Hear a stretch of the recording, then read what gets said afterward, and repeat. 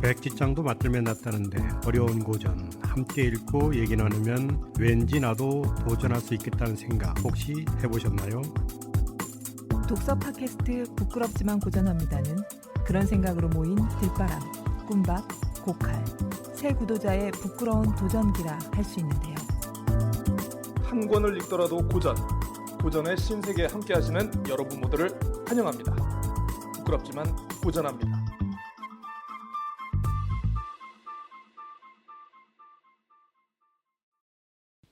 부끄럽지만 고전합니다. 58번째 에피소드 시작하겠습니다. 우! 네, 일주일 사이에 또 이렇게 찾아뵙게 됐습니다. 우리는 모두 어린애와 같은 존재죠. 이번 어린이날 비 때문에 어린이들 참 못 놀았습니다만은 좀 5월 후반이라도 잘 놀았으면 좋겠다라는 그런 생각이 듭니다. 이 존경하는 선배님과 한 자리에 있으면은 이분도 어린애가 되더라고요. 네, 들바람님 소개합니다. 반갑습니다. 반갑습니다. 네, 반갑습니다. 어린애 맞습니까? 네, 맞습니다. 네. 청취자 여러분들은 아마 좀 잘 모르실 수도 있겠습니다만은 이분이 사실 댓글 하나에 굉장히 설레하고 가슴 뛰고 이 구독자 한 명 증가하는 거에 굉장히 큰 기쁨을 갖고 계신 그런 어린애 같은 소녀 같은 분입니다. 꿈밤님 나오셨습니다. 안녕하세요. 어린애 맞으신가요? 소녀입니다. 소녀 맞으신가요? 네, 그렇습니다. 저는 어린이였던 적이 없습니다. 늘 일상이 동심 대신 마구니. 동심 파괴자. 7이라는 숫자보다는 뭔가 19, 29 이런 숫자를 더 좋아하는 네 고칼 인사드리겠습니다. 안녕하십니까? 안녕하세요. 네. 참 어린이로 다시 돌아가고 싶은 생각 언제 많이 드세요? 두 분은 혹시? 저는 사실 없죠? 돌아가고 싶지 않아요. 아 진짜. 그냥 과거로 가고 싶지 않아요. 뭔가 뭐 아픈 사연이 있는 거예요? 아니 그게 아니고 그냥 지금이 좋은 거지. 지금 것도 좋고 네, 네. 이 번뇌의 세상을 다시 돌아간다고 다시. 괴로워. 거기 어린 머물러 어린 있는 시절이 건 굉장히 아니니까. 좀 힘드셨군요. 아니 뭔가 뭐 좀- 저는 뭐 그렇게 뭐 이렇게 없어요. 메뚜기 잡아먹고 뭐 이런. 메뚜기. 아니 그 우리 꿈맘님께서는 어린 시절에 뭔가 좀 굉장히 알록달록하고 뭔가 좀 사랑받는. 향기 나는 그런 어린 시절을 살지 않았나 아 싶긴 저희가 이제 합니다. 가족이 많으니까요. 네. 막내고. 예, 예. 어야 좋다. 이쁨 받으면서 사셨네요. 네. 그래서 가고 아이, 싶습니다. 가고 어렸어요. 싶어요? 안 자라고 싶습니다. 안 잘하고 싶다. 안 잘하고 싶다. 그 말이 딱 맞는 것 같습니다. 예. 아니 제가 왜 어린애라고 그러니까 어린애 얘기를 했느냐면 제 책에는 그 일반 사람들 깨달음에 이르지 못하는 보통 사람들을 어린아이와 같다라는 그런 표현이 나왔더라고요. 그러니까 일부 방송 때 그때 얘기를 들어보니까 꿈밤님 책에는 이제 소인이라는 표현이 이렇게 나왔습니까? 네네네. 예. 들바람님 책에는 혹시 어떤 표현으로 나왔습니까? 그 기억은 안 나는데 예. 정확히 기억이 안 아무튼 나는데 뭐 비슷한 표현으로 아마 나왔던 것 같습니다. 그래서 깨달음을 얻은 자의 시선에서 봤을 때는 우리가 모두 소인이고 어린애다. 근데 성경에는 또 거꾸로 나오잖아요. 어린이처럼 살아라. 어린이처럼 어린이와 같아야 천국에 갈 수 있다. 그렇게 나와요. 맞아요. 좋은. 그러면 잠깐만 이거 마구니 그러면 안 되는데 이거 그러면. 천국 못 가겠네. 아유, 큰일 났네요. 큰일 났어. 예. 아유 그렇습니다. 제가 최근에 그 기사를 하나 봤는데요. 그 실리콘밸리 미국 실리콘밸리에서 요즘에 좀 약간 골칫거리가 하나 있다라고 하더라고요. 그 두 분도 이제 아시겠습니다만 이제 그 실리콘밸리에 워낙 또 이제 그 이공계 컴퓨터 사이언스 그 관련된 인재들이 굉장히 많지 않습니까? 천재들이 집합체죠. 네. 네. 근데 특히 이제 그 중에 인도 사람들이 네, 맞죠. 수학을 많다라고 잘하죠. 하더라고요. 그래서 그 나라. 인도 사람들도 많고 그 인도의 후손들, 그러니까 그 뭐 인도 계통의 미국인들이죠. 그분들이 굉장히 많은데 요즘에도 그 인도의 실리콘밸리 안에서도 그 인도 사람들 그러니까 미국의 실리콘밸리 사람들 안에서도 인도 출신끼리는 카스트를 따진다라고 하는 게 좀 있다라고 하더라고요. 그래서 이게 기업의 어떤 그 생산성 문제라든가 어떤 직원들의 어떤 뭐 나름대로 그 안에서의 좀 갑질 요런 것 때문에 실리콘밸리의 많은 CEO들이 굉장히 고민을 하고 있다라는 얘기를 그래요? 좀 그런 기사를 좀 제가 봤습니다. 그러니까 이게 좀 약간 낮은 계급에서만 쓸 수 있는 그런 뭐 이름 부르는 방식이 있고 높은 계급만 쓸 수 있는 그런 성들이 있다라고 하더라고요. 그게. 예, 그래서 이름만 봐도 얘는 무슨 계급이겠네?라는 이게 또 있어가지고 요런 걸로 사내 안에서 회사 안에서 그 갑질을 하고 이렇게 뭐 하는 그런 사람들이 있다라고 합니다. 근데 최근에 제가 어떤 그러니까 책을 보니까 그런 그 종교적인 이유 때문에 이거 좀 다른 내용이네. 생산성에서는 크게 중요하지 않다라는 얘기도 듣긴 들었는데 예, 예. 실리콘밸리는 좀 다른가 보네요. 아무래도 그 이를테면 계급 가지고 뭐라 그러면 제가 코딩을 짜고 싶겠습니까? 아이, 그러니까 때려칠래. 신기하네. 그렇게 이제 그 아주 천재들의 모임인 예, 예. 그곳에서도 그러네요. 페이스북에서 근무를 하다가 그냥 수틀리면 그냥 이 회사 기밀을 가지고 마이크로소프트로 튀어야지 이러지 않을까요? 아무튼 그런 생각이 들었습니다. 그래서 저희가 이제 브라만 그 한자어로 이제 바라문이라고 하지 않습니까? 예. 굉장히 그러니까 이 시다르타라는 소설 안에서 어떤 계급 간의 어떤 갈등이라든가 요런 거는 뭐 구체적으로 다루지는 않았습니다만은 시다르타의 친구 그 고빈다의 대목 중에 좀 이런 게 있었습니다. 이제 고빈다가 어떤 얘기를 하느냐면 시다르타가 평범한 바라문 또는 형편없이 썩어 빠진 제사관, 주문이 적힌 부적을 갖고 다니는 탐욕스러운 장사꾼, 겉만 그럴싸하고 속은 텅 비어 있는 변설가나 사악하고 교활하게 짝이 없는 사제, 그리고 수많은 양떼 사이에 있는 그저 순하고 미련한 한 마리의 양이 되지는 않으리라는 것을 알고 있었다라는 그런 표현이 나오는 걸로 봐서는 이때도 이제 브라만이라는 계급을 보는 일반 그 대중들의 시선이 아마 헤세가 요런 거를 좀 약간 녹여가지고 표현을 한 게 아닌가 싶더라고요. 뭐 제가 우리 그 뱃사공 바수데바 천한 사람이죠. 그 뱃사공을 통해서 사실 시다르타가 그 깨달음을 얻잖아요. 네네. 뱃사공이 말을 하는 것, 그리고 뱃사공이 지켜보고 있는 저 강물을 통해서 시다르타가 깨달음을 얻는데 결국은 브라만 계급에서는 도저히 깨달음을 얻지 못하다가 그렇네요. 이 뱃사공이라는 어떤 계급적으로 본다면 그런 걸 통해서 깨달음을 얻는 게 조금 다른 것 같아요. 뱃사공이 어쨌든 브라만은 아닐 거 아닙니까? 그렇죠. 그냥 일하는 계급 예, 중에서도 예. 제가 딱 인도를 한 번 다 가봤는데 거기서 설명하시는 분이 그 얘기하더라고요. 가보셨군요. 맞아. 진짜로 모든 사람들이 다 계급이 있는 거예요. 그래서 도저히 이해가 못하지만 계급이 있더라고. 그리고 저를 그 현지에서 설명했던 현지 가이드, 한국어를 아주 잘하는 현지 인도인 가이드도 자기도 그 인더스강 거기에서 뱃사공이에요, 뱃사공. 근데 아주 천민 중에 한 사람이죠. 그렇게 얘기를 하더라고. 근데 여기 책에 보면 이 바수데바가 뱃사공인데 뱃사공이 깨달음을 얻게 하는 한 중요한 매개체를 그렇죠. 했다는 것 자체가 매개체이고 바수데바 자체도 사실은 깨달은 자. 그냥 깨달은 자. 그렇죠. 시타르타보다 먼저 깨달은 자. 자. 예. 생불 예. 살아있는 부처야. 예. 그런 점에서 우리가 갖고 있는 그런 인도인, 우리는 잘 모르지만 그런 계급성이 요 책 안에서는 그렇게 중요하지 않고 오히려 그렇습니다. 그런 것들이 이제 브라만에서 출발했다는 것은 브라만이라는 그 계급 자체가 깨달음의 걸림돌이었을 수도 있던 거죠. 그거를 이제 시다르타는 오히려 그 신분 자체가 그렇죠. 그거를 이제 극복하고 마지막에는 스스로 이렇게 자기의 깨달음의 과정을 갖게 되는 그런 걸 볼 수 있는 거죠. 그런 거 같네요. 예. 근데 인도의 계급은 참 특이하더라고요. 참 이해는 잘 못하겠는데 저는 잘 그쪽을 잘 모르니까 그런데 이해를 못하겠더라고요, 솔직히. 그렇습니다. 지금도 있더라고요. 지금도 있고 아까 실리콘밸리 얘기하니까 그쪽에서도 그렇구나. 인도 그 자국에서는 이해할 수 있는데 실리콘밸리 간 그 천재들 사이에서도 그럴 수 있다는 게 그렇다라고 합니다. 그게 잘 안 되죠. 그러니까 모든 사회에 계급이 있었는데 이제 현대로 넘어오면서 사실은 이런 것들이 약간 그렇죠. 뭐 아무튼 겉으로는 없어진 거잖아요. 우리도 조선 시대 때 이제 뭐 양반 중인 뭐 다 있었던 맞습니다. 건데 그게 이제 이 시기에까지 그렇게 이렇게 드러내놓고 한다는 게 신기한 건데. 조금 이해할 수는 없지만 뭐 거기 나름대로 이유가 지금은 있겠죠. 저희는 이제 또 뭐 금수저, 흑수저 이렇게 또 계급을 하기야 우리는 나누었죠. 지금 이제 그 양극화가 극도로 이제 진행되고 있어서 아마 우리가 그 디스토피아의 결과물은 이 양극화의 결과에 나오지 않을까 그런 생각. 가끔 이제 디스토피아 영화들 보면 이제 그렇잖아요. 가진 자들은 이제 맞습니다. 저쪽에서 아주 그냥 건강한 삶을 살고 못 가진 자는 저기 쓰레기통 같은 곳에서 살고 있고 요 두 가지를 양극화로 보여주는데 근데 왜 여기까지 얘기가 왔지?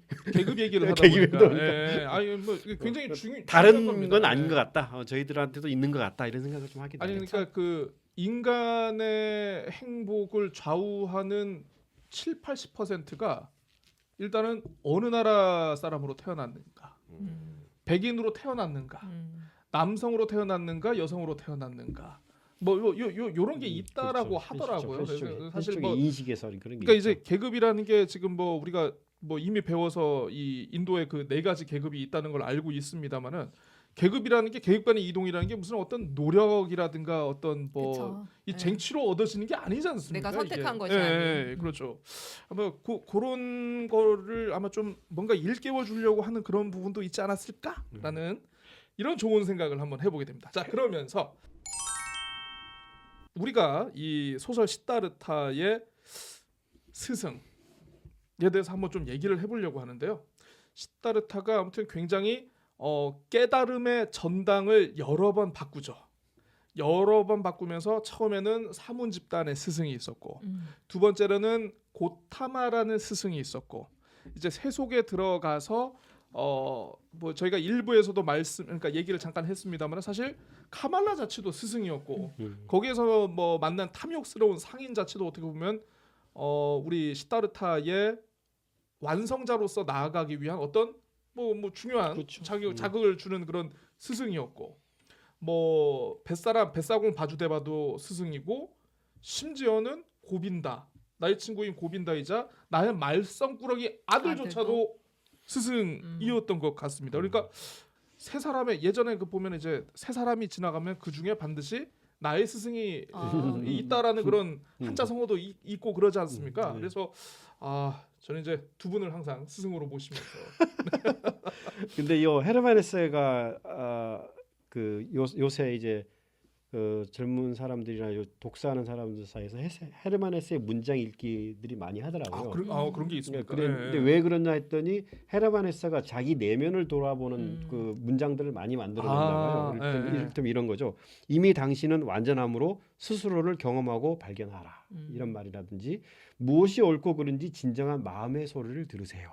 라든지, 또 이제 뭐 자신의 내면에 귀를 기울이세요. 이렇게 스스로를 돌아보는 문장들을 뭐 여러 가지 책에서 많이 썼다고 그래요. 그래서 헤르만 헤세가 이제 아주 자기 스스로도 이제 그 여러 굴곡적인 삶을 살았고, 또 가정 생활도 복잡하게 이루어졌고, 맞습니다. 또 그랬는데도 그래서 그런 과정을 통해서 내면을 이렇게 찾기 위해서 노력했다는 점에서 이 책에서 우리가 배울 수 있는 것들은 그런 거 아니었을까? 스스로를 돌아보라.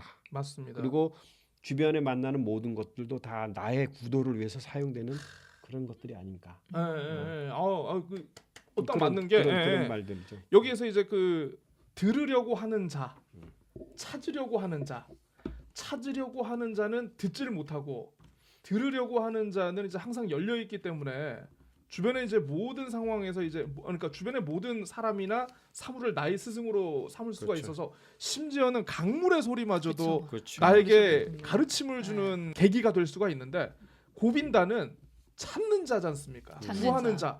구하기만 하다 보니까 내가 뭐 안 보여. 정작 나한테 필요한 내 내면의 소리는 듣지를 못해. 밖으로만 찾고 있는 거죠. 그렇습니다. 그런 차이가 있었던 게 지금 갑자기 딱 떠오르네요. 듣는 자고. 네, 그렇습니다. 경청의 중요성에 대해서도 얘기를 맞아요. 합니다. 네, 그렇습니다. 아무튼 세상 모든 것이 스승이었다. 강물을 통해 가지고 좀 깨달음을 얻고, 실제로 실제로 이제 고타마 부처 같은 경우에는 보리수 나무 아래에서 깨달음을 얻었다라고 하는데, 여기서는 이제 그 소설에서는 그렇게 똑같이는 안 가고 강물을 보면서 이렇게 그렇죠. 강물의 소리를 듣고 깨달음을 얻었다라는 표현이 굉장히, 그냥 보리수나무와 강물을 대치해 가지고 이걸 대상만 바꾼 게 아니고 뭔가 굉장히 개연성 있고 느낌 있게 이렇게 헤르만 헤세가 그 강물의 느낌을 살려 놓은 것 같습니다. 실제로 뭐 인도에서는 뭐 겐지스 강에서도 이렇게 뭐 의식들도 많이 하고, 종교적 그렇죠. 의식들도 많이 하고, 뭐 무슨 뭐 거기서 뭐 이렇게 뭐 목욕도 하고 그런 것들 많이 한다라고 하니까. 이게 이제 그 얘기가 있어요. 피조물의 모든 음성이 강의 소리 속에 있다. 그 저희가 연안 박지원 산문집에서도 그 중국에 넘어가가지고 이제 그 강을 건널 때 강의 소리에 대한 정작 너무 무서우니까 아무 소리도 들리지 않았다. 그게 좀 기억이 나더라고요. 가르칠 수 있는 것과 가르칠 수 없는 것. 시다르타가 고타마를 떠나게 된 결정적인 계기가 이 사람은 모든 게 다 완벽한데 자신이 깨달음의 경지에 도달한 거를 이걸 우리한테 가르쳐 주질 못하더라. 이거 후루꾸 아니야? 뭐 뭔가 그냥 하나 딱뭐 1 더하기 1은 2다라는 걸 배우고 싶었던 거지. 그러니까 근데 사실 깨달음은 그런 게 아니니까 그냥 가세요. 아까 이제 일부에서 했던 그러니까 설법으로 깨달음을 가르칠 수는 없지 않느냐. 텍스트로. 그러니까 세존이 겪은 그 특별한 경험을 설법으로 그걸로 전파할 수 있는 건 아니지 않느냐 이런 거죠. 결국은 그러니까, 이제 자기가 맞습니다. 자기 스스로가 깨쳐 나가야 되는. 그러니까 이 당시만 하더라도 시다르타가 생각한 어떤 가르침의 수단이 사람의 말, 음성 또는 텍스트, 글자인데 이 후반에 이제 깨달음의 과정에 이르면서 시다르타가 알게 됩니다. 말이라는 게 얼마나 허망하고 세상의 어떤 정확한 가치와 모든 삼라만상을 대변하지 못한다라는 것을 깨닫는 부분이 있는데 자, 그 부분을 한번 좀 읽어보도록 하겠습니다. 그렇지만 나는 말을 사랑할 수가 없지. 그 때문에 나에게는 가르침이라는 것이 아무 쓸모도 없는 거야. 가르침은 아무런 단단함도, 아무런 부드러움도, 아무런 색깔도, 아무런 가장자리도, 아무런 냄새도, 아무런 맛도 갖고 있지 않아. 그 가르침이라는 것은 말 이외에는 다른 아무것도 갖고 있지 않다는 얘기지. 자네가 마음의 평화를 얻지 못하도록 방해하고 있는 것은 아마도 바로 이 가르침이라는 것, 바로 그 무수한 말들이 아닐까 싶어. 그 까닭은 말이지, 해탈과 미덕이라는 것도 윤회와 열반이라는 것도 순전한 말에 지나지 않기 때문이야. 고빈다. 우리가 열반이라고 부르는 것, 그런 건 존재하지 않아. 다만 열반이라는 단어만 존재할 뿐이지. 여기서부터 뭔가 철학적인 의미가 들어가가지고 설명하기 어려운데 종교 철학의 이 책에서도 얘기했지 않습니까? 말은 의미가 없습니다. 본인이 직접 깨달아야 됩니다. 맞아요. 네. 그래서 옛날에 이건 이제 기독교에서도 기독교에서 이 참 진리는 이제 하나님 이런 단어를 쓰는데 네네. 옛날 이스라엘 사람들은 하나님이라는 단어를 쓰지 않았다고 하고 어떤 호흡 뭐 이렇게 썼다고 하더라고요. 그거하고 연결된 건 아니지만 제가 이제 요 시다르타가 이제 바수데바와 마지막에 만나면서 그 깨달음의 순간을 기록한 문장이 하나 있는데 그거 하나만 좀 읽어볼까요? 예. 바수데바의 미소는 밝게 빛나고 있었다. 강물의 모든 소리들 위에 옴이 둥둥 떠다니듯이 그 미소는 노인의 얼굴을 덮고 있는 주름살 위에서 반짝거리면서 떠 있었다. 시다르타가 친구를 바라보았을 때 그의 미소는 밝게 빛나고 있었다. 그리고 이제 시다르타의 얼굴에도 똑같은 미소가 밝게 빛나고 있었다. 그의 상처가 이제 꽃을 피웠으며 그의 번뇌가 빛을 발하였고 그의 자아가 단일성 속으로 흘러들고 있었다. 여기서 단일성이라는 게 뭐냐면 이제 우리가 이제 우리 용어는 이제 두 가지가 막 혼란해 있잖아요. 악과 선과 악. 그렇죠. 옳고 그름, 해야 될 것과 하지 말아야 될 것들 이런 양극적인 내용들이 아주 복잡하게 있어서 우리 항상 갈등을 겪게 되는데 여기서 드디어 시다르타는 바수데바와 함께 얘기하는 과정에서 단일성, 요 두 가지의 그 극과 극 그리고 집착과 집착 그리고 선과 악 쉬운 얘기로 그런 거에서 이제 하나로 뭉쳐지는 순간이 여기에 나오게 되는 거죠. 이게 바수데바가 이렇게 해서 이제 너 깨달았으니까 나도 갈게 빠이빠이 하면서 나는 숲으로 가고 뭐 이렇게 하는 얘기가 나오는데 저는 이 부분이 상당히 조금 좋았어요. 이분 그러니까 일도 양단으로 세상의 모든 것을 재단할 수 없다라는 거 등장인물을 통해서도 좀 약간 알 수 있는 것 같습니다. 이제 바스데바 같은 경우에는 이제 뱃사공을 하는 나름대로 이제 신분적으로는 천한 사람이지만 가장 큰 깨달음을 주는 살아있는 중생들 사이에 섞여 있는 생불이었던 그런 셈이고요. 카말라 같은 경우에는 굉장히 또 어떤 기녀로서 그 세속의 욕망을 대변하는 그런 여성이기도 했지만은 한편으로는 또 이게 또 굉장히 또 이 시타르타에게 어떤 깨달음의 영감과 원천이 되는 그런 양면성을 가지고 그렇죠. 있다는 점에서 이 책이 아까 지금 들바람님께서 말씀하신 그 내용의 메시지와 좀 약간 일맥상통하는 면이 있지 않을까 싶습니다. 단일성이란 말이 여기서는 이제 깨달음의 단어 중에 하나인 것 같아요. 단일성 속으로 간다. 단일성에 이르렀다. 네. 단일성 속으로 흘러들고 있었다. 뭐 이런 것들이 아마 깨달음의 단어 같아요.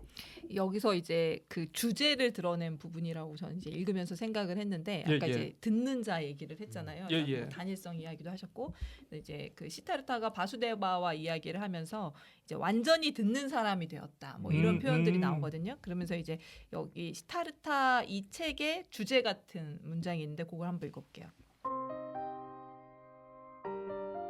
이 모든 것이 묶여서 모든 소리, 모든 목표, 모든 갈망, 모든 번뇌, 모든 쾌락, 모든 선과 모든 악, 이 모든 것이 합쳐서 세상이었다. 이 모든 것이 합쳐서 생성의 강이요 삶의 음악이었다. 그리고 시타르타가 주의를 모아 이 강의 몇천 가지 노래에 귀 기울였을 때 그에게 번뇌도 웃음도 이미 구별하여 들리지 않았을 때에 그가 자신의 영혼을 어느 한 소리에 묶어 자아를 그 음성 속에 몰입시키지 않고 모든 소리를 전체를 단일의 것을 들었을 때에 비로소 몇천 소리의 위대한 노래가 단 한마디의 말로 이루어졌다. 그 말은 완성의 뜻, 옴이었다. 자기 자아를 찾아서 이제 뭐 그 수행을 하고 고행을 하고 그다음 속세에 와서 또 겪고 그러면서 이거는 소인의 삶이다라고 비하하고 하다가 이제는 이 모든 것이 이제 조화를 이룬 삶, 이것이 모든 소리, 모든 것들을 갖고 있는 이것이 이제 완성, 이 깨달음의 과정이 아까 이야기한 그 부분의 주제로 딱 드러난 것이라고 좀 생각을 했어요. 읽으면서. 네, 그렇습니다. 아무튼 저 옴, 내면의 소리. 어떻게 보면 이제 그 저희가 지금 갈래를 나눠 가지고 이렇게 설명을 하고 있습니다만은 사실 이 책을 읽어보시면은 갈래를 나누는 것 자체가 좀 약간 의미가 없을 수도 있어요. 저희가 이제 굳이 이제 팟캐스트를 위해 가지고 이렇게 뭐 이렇게 갈래를 나누는 겁니다만은 말로 전달되지 않는다는 거, 말에 대한 불신. 이 얘기를 하면서 그 표현도 좀 재밌었던 것 같습니다. 이제 지식과 지혜의 차이. 지식은 말이라든가 텍스트로 언제든지 전달을 할 수 있고 전달 가능성이 있는 그런 것인데 반해서 지혜는 전달할 수 없다라는 거. 그래서 지혜는 스스로 깨우치고 스스로 완성해야 된다는 점. 약간 맥락이 좀 비슷했던 것 같고요. 내면의 소리와 뭐 깨달음 그리고 옴. 불교에서는 옴은 그런 단어가 있나요? 네, 뭐 아무튼 저도 뭐 예전 경전 외울 때 그 옴이라는 표현들 많이 있었던 것 같습니다. 근데 그때는 이제 맹목적으로 외우고 따라하다 보니까 이게 무슨 뜻인지는 몰랐는데 옴마니 사바나 그런 것. 그게 뭐죠? 그게 뭐죠? 죄송합니다. 죄송합니다. 저도 잘 모르겠습니다. 저도 뭐 가끔 이제 가끔 운전하다가 지나가면서 막 가끔 이제 로드킬 당한 동물들 볼 때마다 그냥 마음속으로 그냥 나무아미타불 하고 이렇게 지나가곤 하는데 전 사실 나무아미타불도 무슨 뜻인지는 잘 모릅니다. 제가 이제 옴이 뭔지 몰라서 좀 찾아봤었어요. 근데 사전에 이게 이제 불교에서는 옴을 태초의 소리, 우주의 모든 진동을 응축한 기본음으로 보고 부처에게 귀의하는 자세를 상징한다. 뭐 이렇게 되어 있더라고요. 그 불교의 진원들 가운데 가장 위대한 것으로 여겨지는 신성한 음절을 옴이라고 하고 아까처럼 부처에게 귀의하는 자세를 상징한다.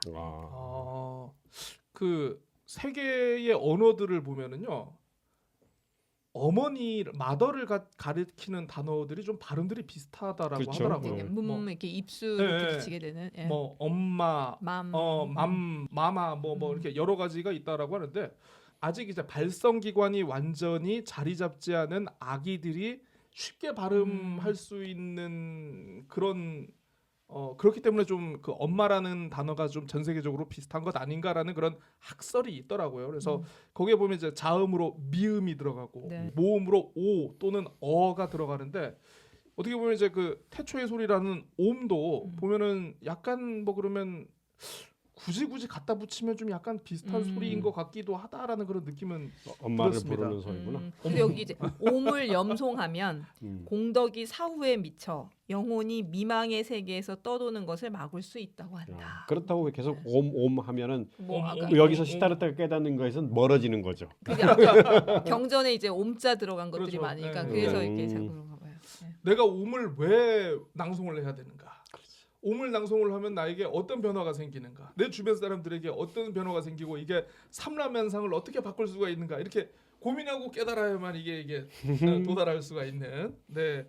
아유 참 어렵네요. 오늘 또 철학하는 것만큼이나 어렵네 이게. 종교가 어렵네요. 실제로 헤르만 헤세가 1부는 굉장히 빠르게 썼는데 2부 쓰는 거를 굉장히 오래 걸렸대요. 예. 아, 그쵸. 다시 자기가 다시 이제 인도에서 어떤 책들도 다시 읽고 네, 뭐 네, 그렇게 네. 하면서 한참 이렇게 뭐 몇 년을 걸쳐서 썼다고 하더라고요. 그렇습니다. 이게 뭐 그러니까 뒷부분이 좀 더 저기 진중한 것 같아요. 사실은 뒷부분은 진중하고 앞부분은 이제 수도승의 길을 해서 열심히 노력했다 네, 정도가 네, 되는 거고 맞습니다. 뒤쪽에서는 깨닫기 위해서 에피소드가 아주 강렬하게 나오잖아요. 네. 예, 예, 예. 여자를 만나고 돈을 벌고 자식을 만나고 음. 뭐 이런 식으로 아주 강렬하게 나오는 거 보면 음. 그런 걸 아마 고민 많이 했던 것 같다는 생각이 드네요.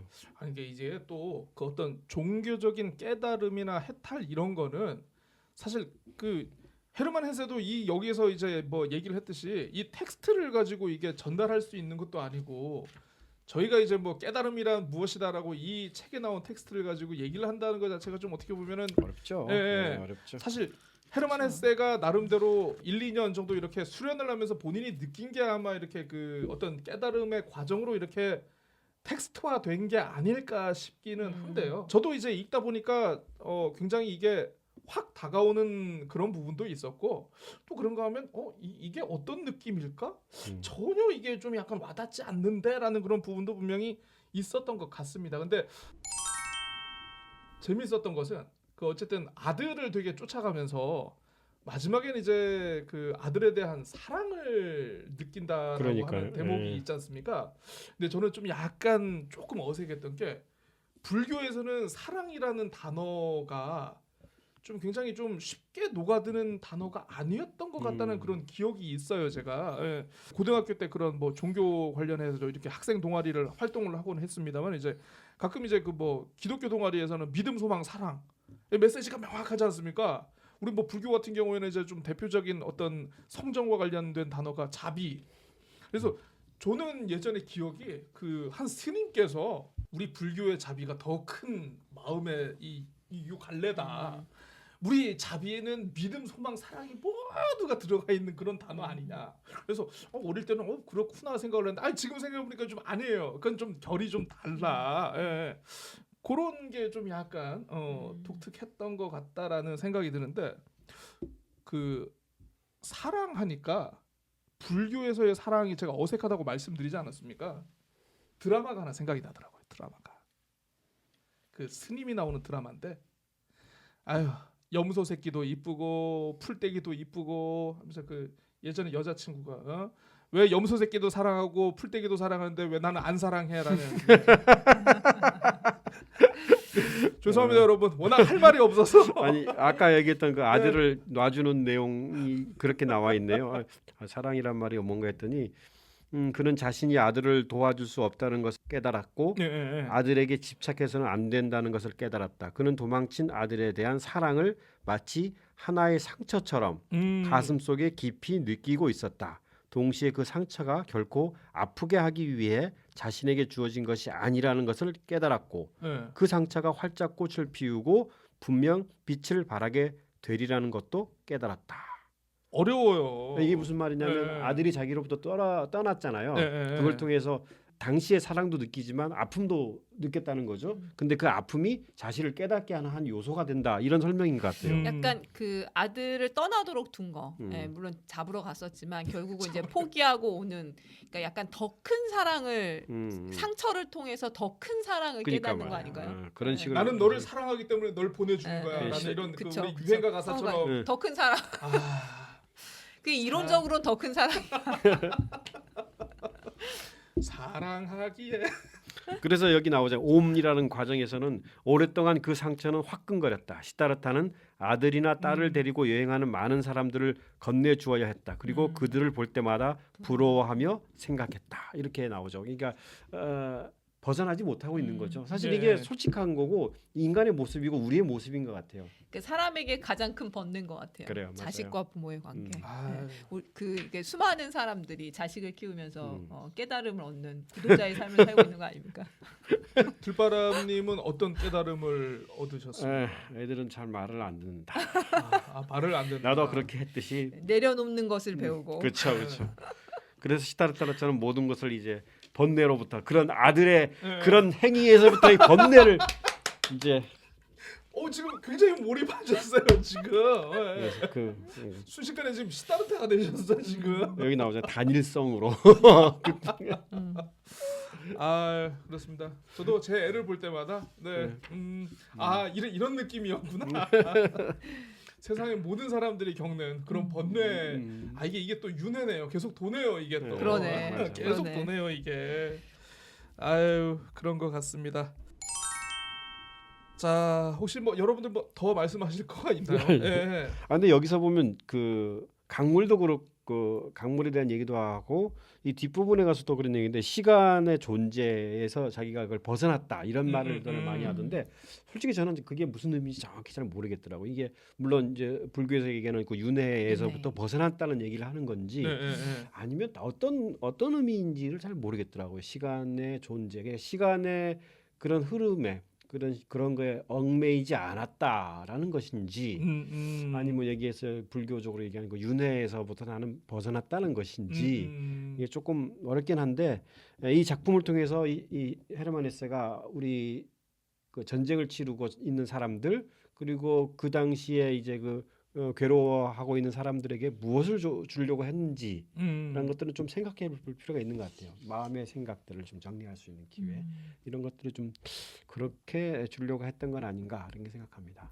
그 시간의 문제는 그 범이라는 단어로 이렇게 약간 설명이 된 거 아닌가라는 생각을 했거든요. 그래서 보면 여기 이제 죄인은 지금은 죄인이지만 언젠가는 다시금 범이 될 것이며 언젠가는 열반에 이를 것이고 붓다가 될 것이다. 이렇게 해서 여기 이제 일정한 시간이 지나면 필시 흙이 될 것이다. 그 흙에서 나무가 자라고 또는 동물이 또는 사람이 될 것이다.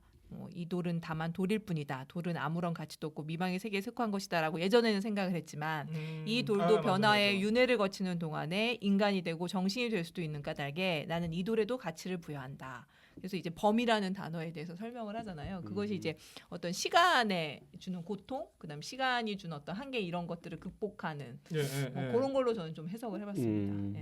그렇군요. 산은 산이요 물은 물이로다 그런 예전에 큰 스님들이 남기시는 그런 얘기들 있지 않습니까? 굳이 한 가지 사물에 집착하지 말고 쭉쭉 지나가는 대로 봐라 이런 말인 것 같아요. 그러니까 산은 산이고 물은 물인데 산은 산이 아니고 물이 아닐 수도 있는 그런 상황이 있다는 거. 세상을 뭔가 이제 일도양단하듯이 이렇게 이해를 하려고 하면 안 된다. 인간의 언어의 어떤 범위 안에서 인간의 사고의 틀에서 시간의 어떤 범위 안에서 이걸 이해를 하면 안 된다. 그러니까 보면 우리 종의 기원 할 때도 그 지질학적 시간에서는 모든 게 가능하다라는 그런 내용도 있지 않습니까? 근데 그 개념으로 보면 집착할 게 하나도 없는 거예요. 그렇죠? 지금의 고통이 나중에는 기쁨이 될 수도 있고 이렇게 될 수 있으니까 지금 있는 것에 너무 집착할 필요가 하나도 없다. 고민하지 마라. 전혀 와닿지 않습니다. 참 어렵네요. 아무튼 이 부처님 오신 날을 앞두고 뭔가 우리도 한번 깨달음을 한번 좀 얻어보려고 좀 했는데 좀 어렵네요 이거는. 제가 책 읽은 요 책 뒤쪽에 보면 약간 해설이 나오는데 이렇게 써놨네요. 시타르타는 강물과의 대화와 사고를 통해서 세상 속에서의 자신의 위치를 발견한다. 헤세 또한 세상과의 조화를 찾기 위해서 자신의 종교와 자신의 과거에 대해 깊이 생각해야만 했다. 시타르타는 강을 통해서 그리고 삼라만상이 윤회한다는 사실, 삼라만상이 모든 다른 것의 한 부분이라는 사실을 이해함으로써 조화를 발견하였다. 헤세는 자기에게 세상과 그의 체험을 보다 더 잘 설명해주는 신앙에 대한 재구성을 통해서 조화를 찾았다. 이게 조금 이 책을 이해하는 데 좀 주는 단어가 아닐까 이렇게 생각합니다. 자, 그러면 마지막으로 일단 넘어가기 전에 그래도 마지막 문장은 들바람님께서 한번 아니 우리 저 꿈밤님께서 한번 읽어주시지 마지막 않겠습니까? 문장. 고빈다는 깊이 몸을 굽혀 절했다. 알 수 없는 눈물이 그의 나이든 얼굴 위로 흘러내렸다. 그의 심장에서는 진심에서 우러나오는 사랑의 느낌과 겸허한 존경심이 불길처럼 타올랐다. 그는 깊이 몸을 굽혀 움직일 줄 모르고 앉아있는 시타르타 앞에 땅에 닿도록 절했다. 시타르타의 웃음은 고빈다로 하여금 일찍이 그의 생애 동안 그가 사랑해온 모든 것을, 일찍이 그의 생애에서 가치 있고 성스러웠던 모든 것을 상기시켜 주었다. 제 번역으로도 한번 읽어볼까요? 약간 다르네. 비슷한데 달라요. 약간 아니 똑같은데 약간 더 한번 읽어볼게요. 고빈다는 깊이 허리를 굽혀 절을 했다. 영문을 알 수 없는 눈물이 그의 늙은 얼굴에 흘러내렸다. 그의 마음속에는 진정한 사랑의 감정, 겸허한 존경의 감정이 마치 불꽃처럼 타올랐다. 그는 꼼짝도 않고 앉아있는 시타르타를 향해 머리가 땅에 닿도록 허리를 굽혀 절했다. 시타르타의 미소는 고빈다로 하여금 이제까지 삶 가운데 그가 사랑했던 모든 것, 이제까지 삶 가운데 그에게 가치 있고 신성했던 모든 것을 상기시켰다. 약간 예. 번역의 차이니까 약간 마치 그 석굴암에서 본 그렇죠. 예. 그러니까 부처님의 표정이 떠오릅니다. 그러니까 그 보면 불교에서는 뭔가를 말로 설명하려는 거를 좀 약간 금기시하는 그런 경향이 있는 것 같습니다. 그러니까 그 사자성어 중에서도 그 염화가섭이라고 부처가 이제 뭐 연꽃을 하나 딱 들어 올렸더니만 그 중에 제자 한 명만이 그 모습을 보고 웃었다. 이거 뭐 뭔가 통했다라는 뜻이거든요. 이게 약간 말로는 텍스트로는 설명할 수 없는 뭔가 하이어한 한 단계 더 위에 그런 깨달음. 네, 어렵네요. 그러면 이 고빈다도 결국은 시타르타를 통해서 깨달음을 얻게 되는 건가요? 방법을 알았다는 거 아닐까요, 이제? 그쵸. 예. 그런 거죠? 더 이상 이제 그 저 학원이나 교재나 이런 거에 연연하지 말라. 레시피만 찾아다니지 않겠다. 혼자 공부해. 아, 혼자 공부하고 귀를 열어. 예, 마음의 귀를 열어. 역시 좋은 친구를 사귀니까 자기도 좋은 사람이 그러니까요. 되네요. 예, 친구를 그렇게 되는 것 같습니다. 친구를 잘 사귀어야 돼.